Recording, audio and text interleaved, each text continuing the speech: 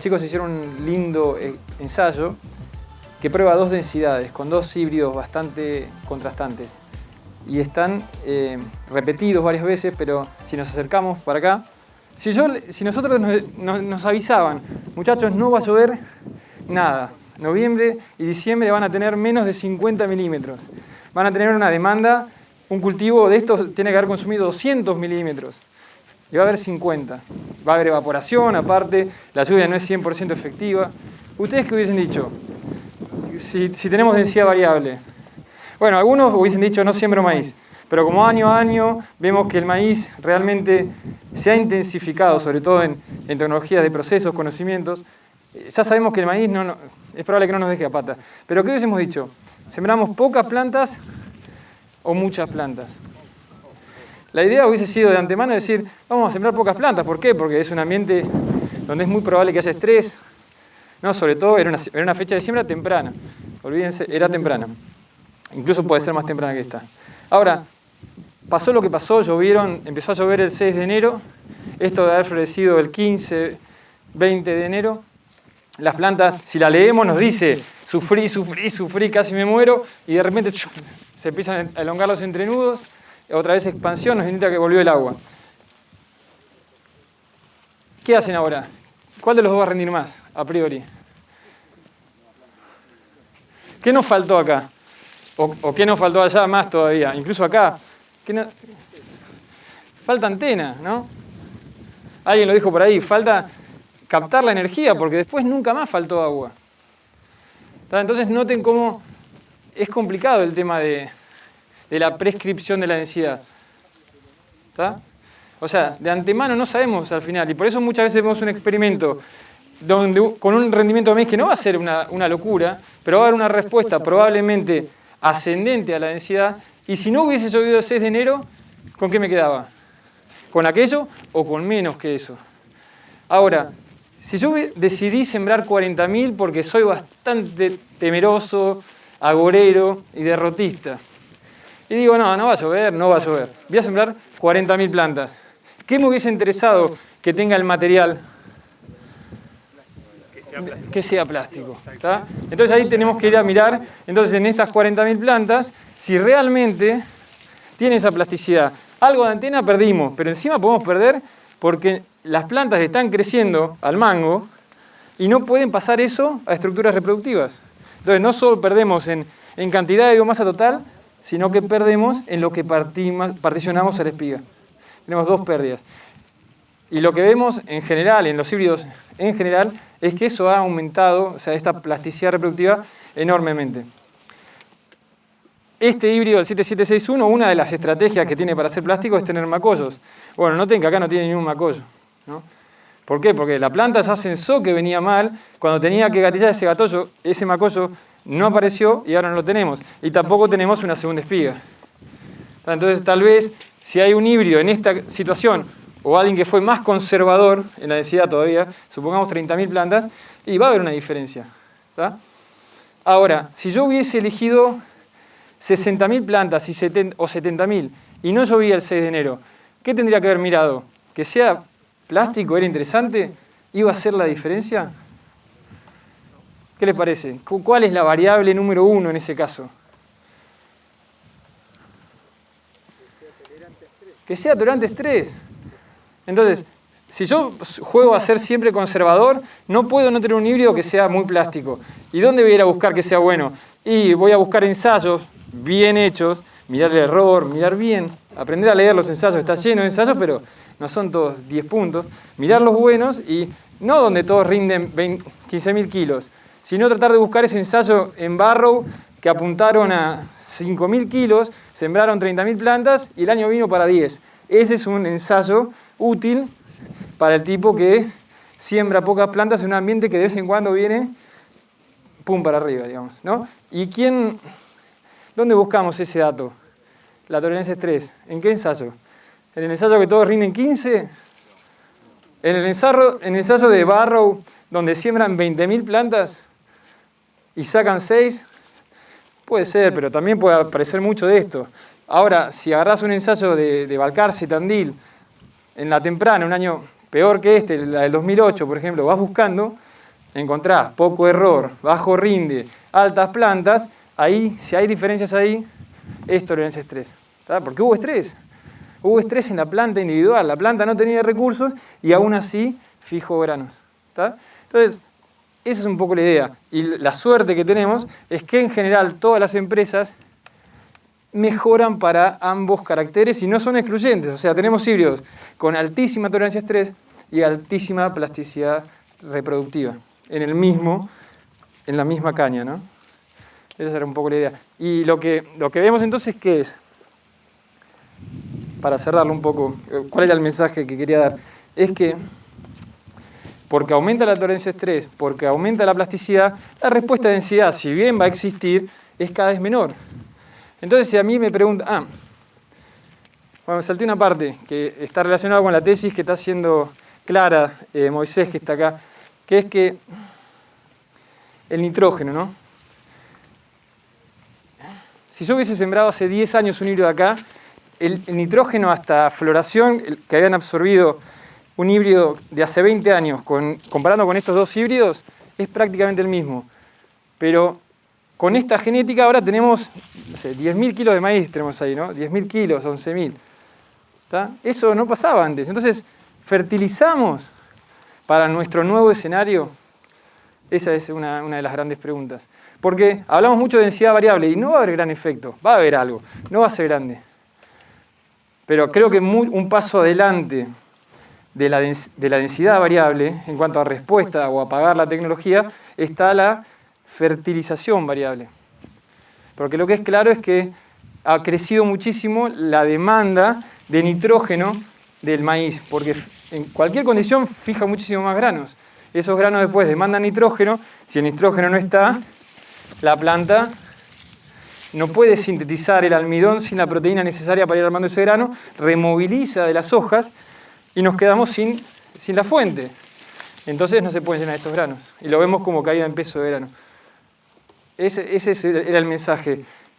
Está buena la densidad variable y va a haber respuesta, pero por cómo viene la mano, el gradiente en el ambiente tiene que ser cada vez más grande para que se exprese el efecto de cambiar la densidad.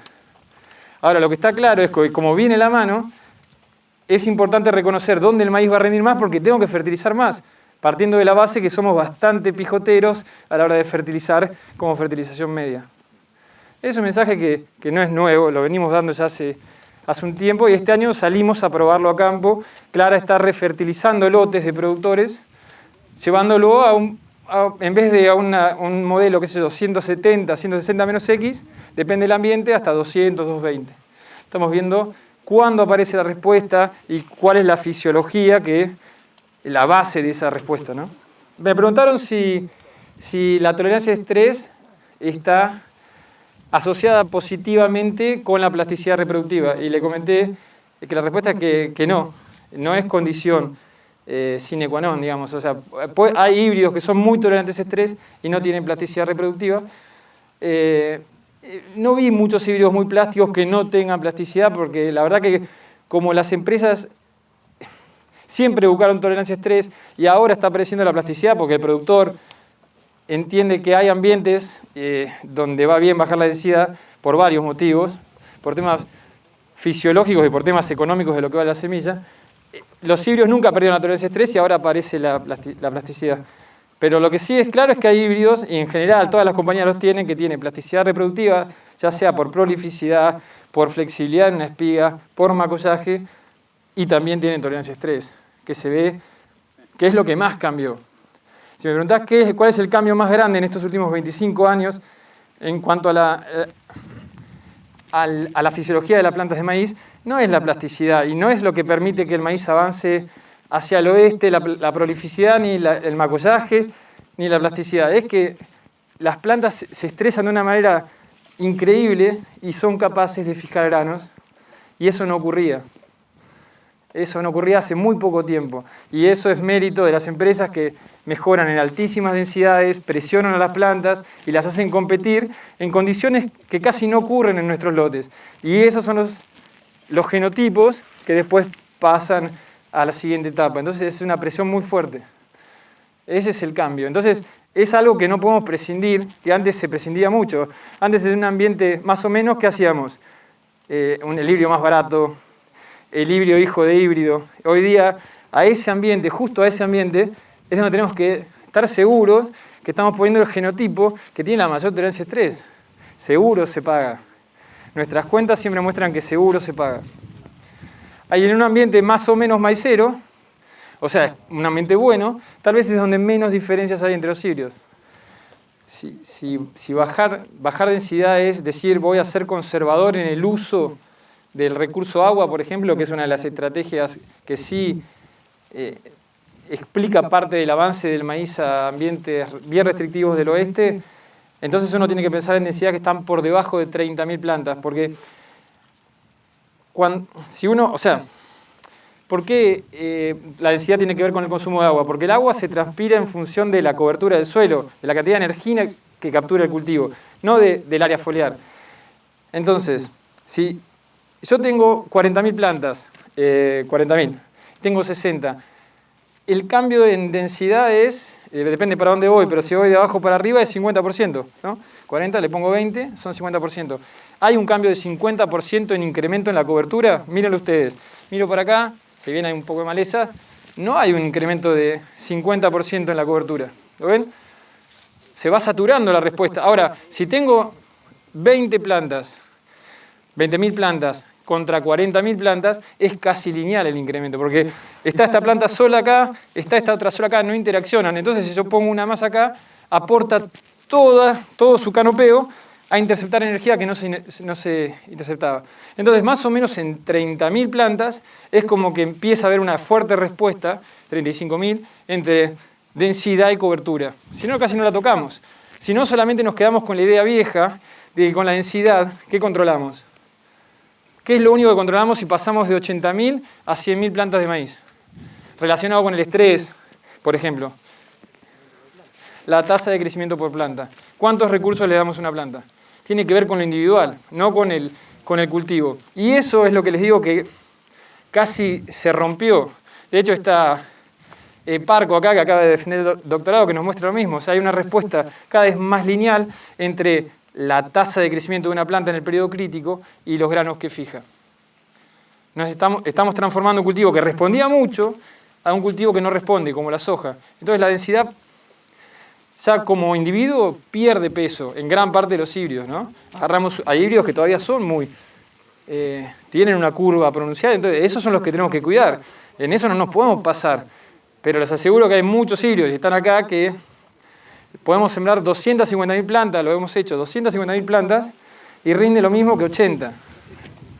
¿Tá? Obviamente gastamos un fangote en semilla, pero nos está mostrando que la planta ya no importa. ¿Tá? Pero si queremos bajar el consumo, entonces tenemos que bajar la densidad bastante. Y tenemos que asegurar que el agua no se va a perder por otra vía. Ahí el complemento con un cultivo de cobertura, o realmente que el suelo esté seco arriba, porque si el suelo está, yo bajo la cobertura, pero llueven 10 milímetros cada 5 días. ¿A ustedes les parece que ahorré algo? Voy a tener un lío bárbaro con malezas, que esa es otra, y no voy a ahorrar ni 1 milímetro de agua. Capaz que ahí me convenía sembrar a 35 o 60.000 plantas. La tendencia es a que se alargan los ciclos. Si me preguntás a mí, lo que yo estoy viendo es que los ciclos, las empresas traen ciclos, salvo recién que nos presentaron un ciclo más corto, Brevant, la tendencia es que si vos comparás los portfolios enteros de las compañías, todos tienen ciclos más largos que hace 10 años. Caso claro es Nidera, que el 852 es un híbrido que ahora parece corto. En Bayer pasó lo mismo. O sea que el híbrido en general se alarga y tiene que ver un poco también, creo yo, y no nos metimos en fecha de siembra. Y con este efecto confundido que existe entre el ciclo y el estrés. O sea, acá llovió el 6 de enero, supongamos, y lo vi este año en Balcarce para siembras el 5 de octubre. El maíz floreció el 6 de enero y también llovió el 6 de enero allá. Y ahí 3 días de diferencia de floración se ven hoy día en rendimiento. Entonces vos, si vas a cosecha, vas a mirar eso y vas a decir, uy, qué tolerante a estrés que es este híbrido. O qué malo que es este híbrido. Entonces, si no tenés en cuenta eso, te estás comiendo algo. Tenés una asociación entre el ciclo y la tolerancia a estrés. Varios años nos pasó eso acá, con varios híbridos que eran más largos que terminaban zafando. ¿Por qué? Porque al final llovía este año el 6 de enero, otro año el 20, era como que la siembra temprana se parecía más a una tardía. Pero no había mecanismos claros de que digan que ese híbrido era más tolerante a estrés. Si lo estresabas igual que el templado más corto, se iba a perder igual. Y de hecho pasó varios años donde se comieron estreses completos, no tenían tolerancia a estrés. ¿Tá? Eso por un lado. Entonces, en principio, para ciclos, todos los templados que tenemos acá, no hay una clara asociación entre ciclo y tolerancia a estrés. Ojo, eso es tolerancia a estrés. Después está el escape. Puedes escapar por adelante, que es difícil, y si no, en general terminan muchas veces escapando los largos. Por ejemplo, este híbrido, ¿por qué está más alto que este? En parte porque tiene más porte y en parte porque es más largo. Los últimos entrenudos los empezó a elongar cuando ya había agua. Y es probable que este año tenga un poquito más de rinde que este. ¿Es más tolerante a estrés? Y no sé, para eso tendría que haber estresado los dos igual y ver cuál fija más grano. Porque si el año que viene no llega a llover el 6 de enero y llueve el 25 de enero, ahí se va a ver cuál es el tolerante a estrés. Eso es lo que hay que considerar siempre que uno ve el ensayo. Siempre a ustedes les van a mostrar un ensayo y eso es complicado porque hay muchos intereses, pero traten de ir limpiando. ¿Qué estoy viendo acá? Estoy viendo tolerante a estrés, eso es lo que hay que tratar de ver. Ahora, los ciclos cortos en serio, pensando en maíz de segunda, son menos tolerantes a estrés en general. Ese es otro concepto. Pero cortos en serio, tipo 90 para abajo, 100 para abajo, son menos tolerantes a estrés. Hasta ahora, porque no tienen la presión para ambientes con estrés de Argentina, aún son todos importados, traídos de afuera, de ambientes donde no hay estrés. En ambientes donde desde que los siembran hasta que lo cosechan, están a pleno. Pero si acá se empieza a armar un plan de mejoramiento de cortos para ciclos cortos que van a tener estrés, que en siembra de segunda es difícil, porque al final el estrés siempre se remueve, capaz que vamos a tener cortos tolerantes de estrés. Por ejemplo, Sudáfrica, se hace el maíz con el agua que está el día de la siembra, porque después no llueve más. Es un clima bien mediterráneo. Entonces vos, si revisás los ciclos, son ciclos muy cortitos. ¿No? Pero ese nunca va a ser nuestro caso. Ni siquiera en el oeste. Acá sembramos para que en algún momento llueva. Creo que hay que trabajar en ambos y no reniego en contra de la dosis variable de semillas, es espectacular. Pero en general lo veo como el gran efecto es un ahorro de semilla, es un recorte en cabeceras que es infernal. Si nos vamos a Madariaga, el efecto es grande, económico, pero por insumos sobre todo. No por lo que hubiese pasado hace 30 años. Si vos me traías la variable hace 30 años, eras Dios. Porque realmente me ibas a hacer rendir los bajos, las lomas, maximizar el potencial en la parte profunda. Era espectacular porque era recontra importante el maíz que la densidad sea adecuada al ambiente. Como la presión de las compañías es para borrar eso, lo que estás borrando es la respuesta a la densidad variable. Estás haciendo que el híbrido en el bajo profundo con 30.000 plantas rinda 11.000 kilos y en la loma con 30 o 60 rinda los 8.000 kilos. O sea, lo único que se ve que es el efecto del ambiente. El año pasado, en un ambiente parecido a este, desde el pie de sierra hasta la Napa, en Santo Domingo, sembramos 7761, 6910, 60 y 30.000 plantas, de punta a punta. Hicimos 4 estaciones, con muestreos de suelo para ver el agua, hasta 2 metros. Lo recorrimos bastante. José María nos dio una mano con el dron, hicimos altimetría. Se vio el estrés, estaba la Napa furiosa, un estrés machazo arriba. Fuimos a hacer muestreos puntuales para no quedarnos con la cosechadora, que capaz que es medio bruta. No hay efecto de nada sacamos. Obviamente, si a vos te dicen, mirá, si sembrás 30 o sembrás 60, los dos híbridos rinden lo mismo. Las dos densidades rinden lo mismo, desde el bajo hasta la loma, ¿qué haces? Yo siembro 30 todo el lote. No fue el mejor año. Ojo, si haces eso todos los años, es probable que el bajo muchas veces, y algo de nitrógeno puede haber faltado, te estés perdiendo 2.000, 3.000 kilos. Entonces, está buenísima la variable, pero no. Si hacíamos eso, ese jueguito, con un híbrido no plástico hace 20 años, con 30.000 plantas en el bajo íbamos a sacar 5.000 kilos. Íbamos a perder 10. Y si nos hacíamos los locos y poníamos 60 en la loma, íbamos a sacar 0 y 10. Hoy día, ese es el cambio que hubo. Entonces sí, hay que seguir trabajando y aprendiendo y la tecnología está. Ahora, si en ese bajo ahora podemos sacar 15.000 kilos, lo que estamos seguros es que lo que no cambió mucho en maíz es la cantidad de nitrógeno que necesita por tonelada de grano que vamos a producir. Entonces, si ahora en vez de sacar 11 podemos sacar 15, tenemos que agregarle esos 80 kilos más de N. De algún lado tienen que salir. Es así. Y si en esa loma antes hacíamos maíz por las dudas y no la fertilizábamos ni a garrotazo, ahora te aseguro que podés sacar todos los años 6. Bueno, fíjate, porque necesitas todos los años 120 kilos de N. ¿Los tenés o no los tenés? Porque si no, capaz que estás sacando 5, estás contento, pero estás perdiendo 1000 kilos todos los años porque no fertilizaste. Porque estás subestimando lo que ahora el maíz te puede dar en esa loma. O sea, el mejoramiento aumenta enormemente la eficiencia en uso del agua. Muy poquito la eficiencia en uso del nitrógeno.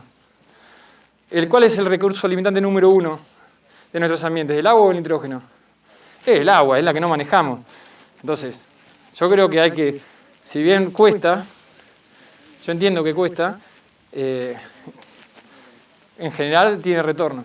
Estamos ensayando fuerte en eso, segundo año, con toda la paleta de híbridos en cuanto a ciclo a nivel global. O sea, tenemos el híbrido más corto del mundo contra los templados y de ahí todo un abanico. Y estamos haciendo un screening en más o menos de 15 híbridos. Clara también está como becaria en este proyecto. Y lo que ya venimos viendo es que le vemos bastante futuro al maíz de segunda en la región, como pasar de un micro nicho a un gran cultivo, pero para eso creemos que sí vamos a tener que hacer un ajuste en el ciclo. Hoy día estamos haciendo maíz de segunda en cebadas muy tempranas, en lomas como esta, que nos amplían la estación de crecimiento, entonces íbamos cebadas sembradas temprano en lomas, podíamos sembrar el 15 de diciembre y con híbridos templados vemos que ahí va a ser difícil que un híbrido corto, pensando solo en rinde físico, le gane. Y eso es lo que vienen confirmando los experimentos. Ahora, si uno analiza cómo se cosecha la fina en el sur de Buenos Aires, sudoeste, sudeste, que hay 2,5 millones de hectáreas de fina, que muchas veces estaban siendo a soja porque no quedaba otra. Ahora, obviamente que la soja vale y vuelve a ser negocio, igual no le gana a un maíz de 5.000 kilos. Incluso el competidor o complemento sería la vicia. Fíjense que empieza a aparecer la vicia como cultivo de servicio porque la necesitamos y porque la soja no vale. Entonces hay un nicho, pero tenemos que dejar de hacer el maíz de segunda pensando que lo tenemos que hacer con los genotipos que teníamos para hacer maíz de primera. Entonces ahí vemos que cuando, por ejemplo, nos vamos a fechas, cuando analizamos las 2 millones de hectáreas, vemos que, por ejemplo, para el sudeste, el trigo, que sería el grueso, se termina de cosechar después de enero. Después de los primeros días de enero, o sea, los 10 días de enero, los 10 primeros días de enero. Entonces tenemos que ser capaces de sembrar maíz que asegure cosecha después del 10 de enero. Entonces empezamos a probar y estamos sembrando hasta el 20 de enero y cuando reducimos ciclos, no tenemos el dato fino, estamos haciendo un modelo que justamente nos va a determinar para qué posición en el relieve y qué fecha de siembra, qué ciclo, pero vamos a estar con ciclos inclusive por debajo del que hoy día es el más corto, que es el 38 a 57.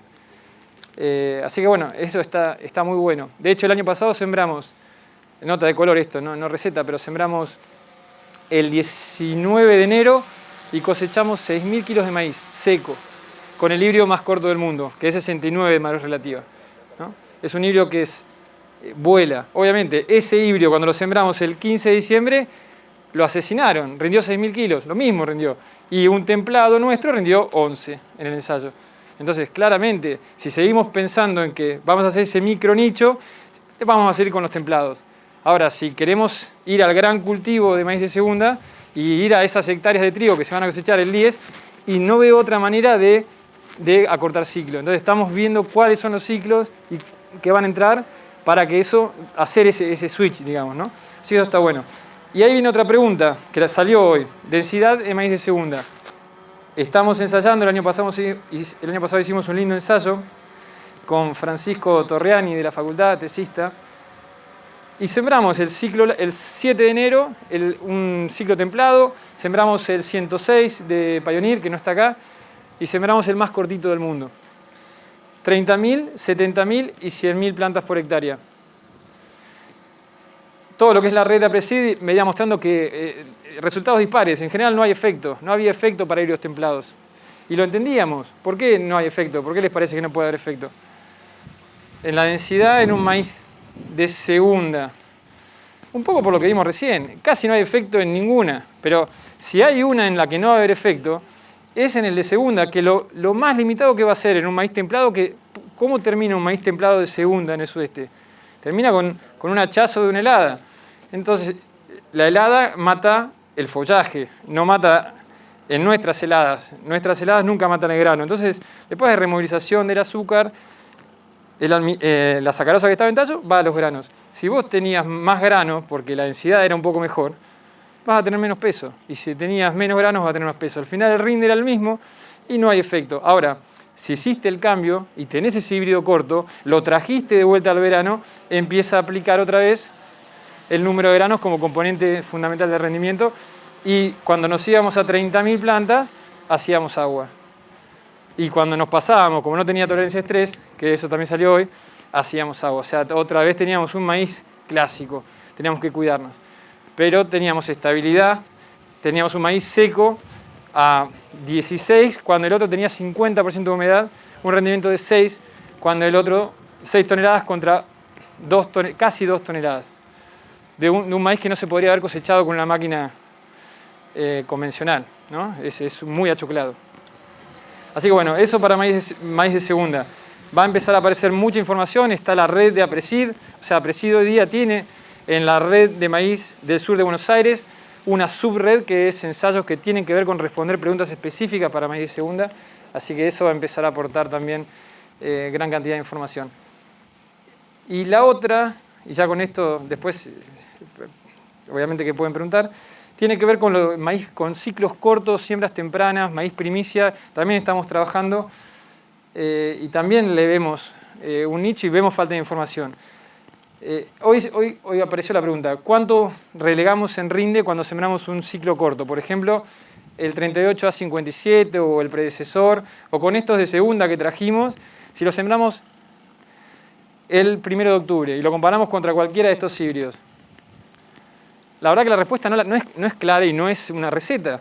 Ahora, lo que es seguro es que el rinde potencial que puede alcanzar es más bajo. O sea, si yo estoy en un pivot, ya te digo cuánto menos rinde, 5.000 kilos menos, listo.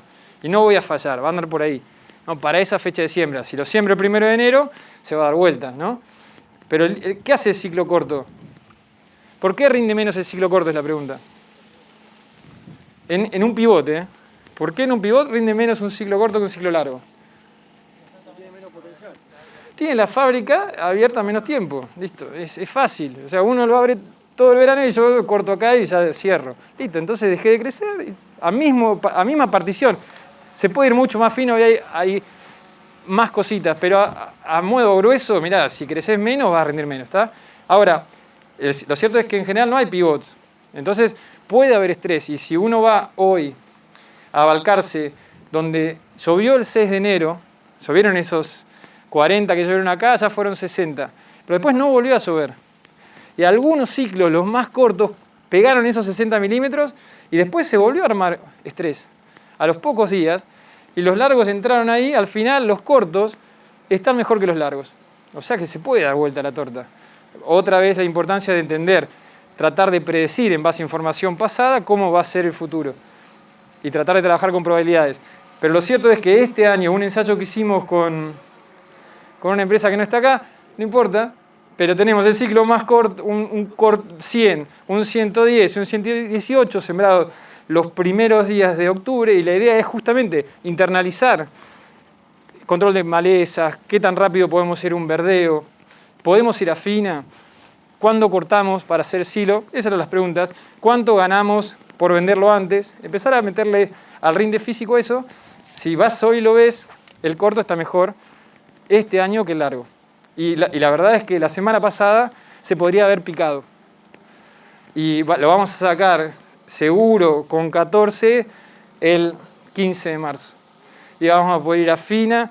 Ya está, hicimos unas siembras de vicia. Estoy seguro que vamos a asegurar una vicia mucho mejor. Hay cosas para seguir viendo y hay poca información. Nos pasamos fuerte al tardío. Y es como que descuidamos los tempranos y todas las virtudes que tienen, sobre todo que tenemos híbridos con mucha tolerancia a estrés. ¿Dónde lo haría? ¿Cuál sería el manejo? Y no lo voy a hacer en un ambiente con 30 centímetros a la tosca.